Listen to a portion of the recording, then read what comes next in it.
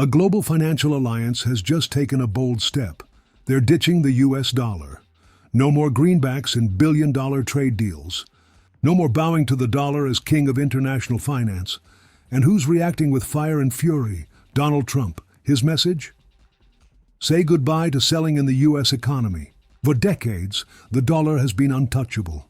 The cornerstone of global trade, the weapon of choice in sanctions, the symbol of American dominance. But now that power is being challenged like never before. The BRICS nations are rewriting the rules. China, Russia, India, and others. They're not just talking, they're acting. Is this the opening shot of a new Cold War, one fought with currencies instead of missiles? Or is it just another round of political posturing, a play for headlines before the next election? Let's break it down. Welcome to Geopolitics X, where we decode power, pressure, and politics in a world that's changing faster than ever. No fluff, no filters, just sharp, straight talk on the real moves shaping our planet. If you're tired of surface-level headlines and want the full story behind the scenes, you're in the right place. Hit that subscribe button, join the mission, and stay ahead of the global chessboard. Let's start with BRICS. Originally formed in the early 2000s as a loose economic group, BRICS stood for 5 major emerging economies: Brazil, Russia, India, China, and South Africa. These nations, spread across 4 continents, didn't always have the same politics or cultures, but they had one thing in common. They were tired of being told what to do by the West. Fast forward to today, and BRICS has become something far bigger. A direct challenge to the Western-led global order. This isn't just about development anymore. It's about power. It's about shifting control away from the United States, the European Union, and the institutions they've dominated for decades, like the IMF, World Bank, and SWIFT payment systems. In 2024, BRICS expanded. Countries like Iran, Egypt, Ethiopia, and the United Arab Emirates were invited to join what's now being called BRICS Plus. And more nations are lining up to get in. Why? Because for many countries in the global south, the current system, dominated by the dollar, feels rigged. It puts too much power in the hands of Washington. Together, BRICS now represents more than 40% of the world's population and over 30% of global GDP. These aren't small players. China is the second largest economy in the world. India is one of the fastest growing. Russia has vast energy resources. Brazil controls enormous agricultural output. South Africa is a regional powerhouse. And now with oil-rich nations like Iran and the UAE stepping in, the group has serious leverage, especially over commodities. But here's where it gets interesting. BRICS isn't just growing in numbers, it's growing in ambition. Right now, this alliance is working on one mission above all else: get rid of the dollar in trade. They want to stop relying on the US dollar for buying oil, gas, food, and technology. That means settling trade deals in Chinese yuan, Indian rupees, and even local digital currencies. Why? Because they believe the dollar gives the US unfair control, through sanctions, through inflation, through interest rates that affect the entire world. And they're not wrong. The dollar is powerful because the world uses it. But if enough countries decide to walk away from it, that power starts to erode. That's what BRICS is doing, not with one big announcement, but piece by piece, deal by deal, quietly building an alternative financial world where Washington doesn't call the shots. So what's happening behind closed doors? BRICS isn't just talking about de-dollarization. They're acting on it, one trade deal at a time. Quietly, deliberately, and without asking Washington for permission. Let's start with Russia and Iran, both sanctioned heavily by the US. They've stopped waiting for access to Western banking systems.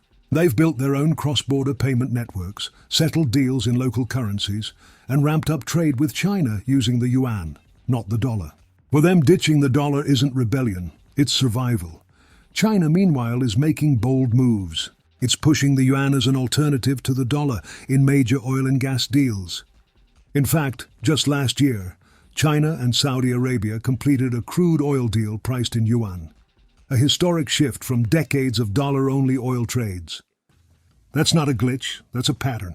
India, while more cautious, is also settling trade in rupees, especially with Russia. After sanctions hit Moscow, India and Russia agreed to bypass the dollar altogether. They're trading in rupees and rubles, even if it's messy. Why? Because it insulates them from US pressure and helps strengthen their own currencies. Brazil. Its president, Luiz Inácio Lula da Silva, said it plainly. Why must we trade in dollars? Why can't we use our own currencies? That wasn't a rhetorical question. It was a challenge to the global system and a preview of what's coming. These aren't isolated cases. BRICS is building currency swap lines, alternative banking networks, and discussions around launching a common payment system. No big flashy announcement, just methodical dismantling of dollar dependence, one link at a time. And here's the thing, they're not doing it in theory, they're doing it in real time. Multi-billion-dollar trade deals are already being settled in yuan, rupees, and rubles. What used to be an idea tossed around at summits is now a strategy backed by policy and contracts. It's no longer just talk, it's happening. In January 2025, Donald Trump did what he does best. He fired back, loudly, publicly, and with zero hesitation. Taking to Truth Social, Trump issued a blunt warning to the BRICS alliance. If they continued ditching the US dollar, they could, in his words, say goodbye to selling in the US economy. No diplomacy, no sugarcoating, just raw economic threat. But he didn't stop there. Trump announced plans to slap tariffs ranging from 10% all the way up to 100% on goods coming from BRICS countries. That means if you're exporting from Brazil, Russia, India, China, or any BRICS Plus nation, and you're bypassing the dollar, your products could be taxed into oblivion before they hit American soil. He framed it not as a trade issue, but a fight for national survival. In his mind, this isn't about pricing or currency flexibility. It's about America losing control of the system it built. Here's his exact quote from that post. They will face 100% tariffs and should expect to say goodbye to selling into the wonderful US economy. Now let that sink in. Trump sees de-dollarization not just as bad policy, but as a direct attack on the United States. Because for him, the dollar isn't just money, it's leverage, it's influence. It's America's invisible weapon. And BRICS, they're threatening to take that weapon away. This is bigger than trade. This is about power, pure and simple. The ability to control the rules of the global economy, dictate terms, and punish adversaries through sanctions and exclusion. To Trump, BRICS isn't just forming an economic club. They're organizing a resistance that undermines decades of US dominance. And he's making it clear. Any nation that joins this rebellion will pay a steep price. Now let's address the viral headline that's been making waves across YouTube, Telegram, and alt-media circles. The infamous $648 billion BRICS deal, supposedly signed, sealed, and delivered without a single US dollar involved. Sounds massive, right? Almost too massive. So, is it true? Not exactly. Is it? There is no official confirmation from any BRICS nation, no government document, and no credible financial institution verifying that a single $648 billion mega deal was signed in local currencies. No press release, no joint statement, no proof. It's a number that seems to have been stitched together from speculation, rough trade estimates, and probably a bit of clickbait magic. That said, here's where it gets interesting. If you combine all the non-dollar trade across BRICS and BRICS Plus countries, the oil deals between China and Russia, the rupee-ruble swaps between India and Russia, the yuan-denominated contracts between China and the Gulf states, suddenly, $648 billion doesn't seem so far-fetched. Not as a single deal, but as a total volume of dollar-free trade building up over time. And it's growing, year after year. Because even if the viral number isn't real, the trend behind it absolutely is. BRICS nations are actively reducing their reliance on the dollar. Trade in local currencies is increasing. Bilateral agreements are cutting the dollar out entirely. This isn't conspiracy, it's economic evolution. So is there a $648 billion BRICS mega deal? No. But is BRICS collectively moving hundreds of billions away from the dollar? Yes, and fast. And that's the part the viral videos get right.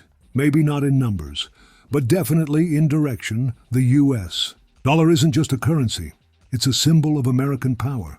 It fuels oil deals, drives international trade, backs foreign reserves, and anchors the entire global financial system.